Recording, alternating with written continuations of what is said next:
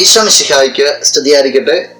പ്രിയ സഹോദര സഹോദരി, നിനക്ക് നല്ല ഒരു ദിവസം നേരിയ ഈശോ നിന്റെ ജീവിതത്തെ സമർത്ഥമായിട്ട് അനുഗ്രഹിക്കട്ടെ എന്ന് പ്രാർത്ഥിക്കുക.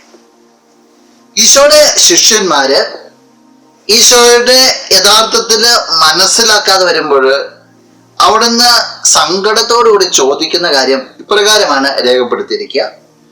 മർക്കോസ് അറിയിച്ച സുവിശേഷം 8-ാം അധ്യായം 18-ാം വാക്യത്തിന്റെ ആദ്യ ഭാഗം. കണ്ണുണ്ടായിട്ട് നിങ്ങൾ കാണുന്നില്ലേ, ചെവി ഉണ്ടായിട്ട് നിങ്ങൾ കേൾക്കുന്നില്ലേ. വലിയൊരു സങ്കടത്തിൽ നിന്ന് വരിക. അതിനുമുമ്പ് നമ്മൾ കാണുന്നുണ്ട്, ഫരിസേയർ ഈശോയെ സംശയിക്കുകയാണ്, അടയാളമൊക്കെ ആവശ്യപ്പെടുകയാണ്. എന്നാൽ ശിഷ്യന്മാർ പോലും മനസ്സിലാക്കാത്ത ഒരവസ്ഥ വരിക. കണ്ണുണ്ട് പക്ഷെ കാണുന്നില്ല, ചെവിയുണ്ട് കേൾക്കുന്നില്ല, ഗ്രഹിക്കുന്നില്ല. ഇന്ന് നീ നിന്റെ ജീവിതത്തിലേക്ക് നോക്കണം. ജീവിതത്തിലുള്ള ഈശോയെ നീ ശരിക്കും അനുഭവിക്കുന്നുണ്ട്? ശരിക്കും അത് നീ ചോദിക്കണ്ടേ. ഈ കാലാകാലങ്ങളിൽ നീ ജനിച്ച് ഇത്രത്തോളമായിട്ട് നിന്റെ ഒപ്പമായിരുന്നു, നിന്നെ അനുഗ്രഹിച്ച് നിന്നെ സംരക്ഷിച്ച ഈശോ നീ എത്രത്തോളം അനുഭവിക്കുന്നു? ഒരു പ്രതിസന്ധി വരുമ്പോൾ, ഒരു സങ്കടം വരുമ്പോൾ, എൻ്റെ ജീവിതത്തിൽ ഇതുപോലെ ഈശോ 100 തവണ ഇടപെട്ടിട്ടുണ്ടെന്ന് കണ്ടെത്താൻ നിനക്ക് സാധിക്കുന്നുണ്ടോ? അവിടെയാ ഈശോ ഒരു അനുഭവത്തിമായി തീരുക.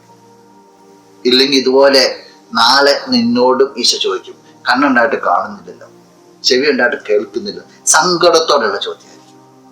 ഈശോ മനസ്സിലാക്കാൻ നിനക്ക് സാധിക്കട്ടെ. നമുക്ക് പ്രാർത്ഥിക്കാം. കണ്ണുകളടച്ച് കരങ്ങൾ കൂപ്പ.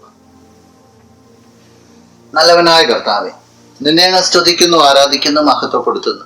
നിന്റെ നിറസാന്നിധ്യത്തെ നന്ദിയോടുകൂടി ഓർക്കുകയാണ്. ഈശോയെ, ഈ വ്യക്തിയെ അനുഗ്രഹിക്കണമേ എന്ന് പ്രാർത്ഥിക്കുക.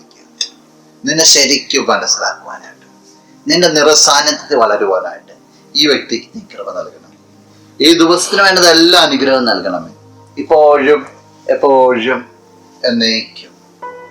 ആമേൻ. ആരാധിച്ചിടാം, കുമ്പിട്ടാരാധി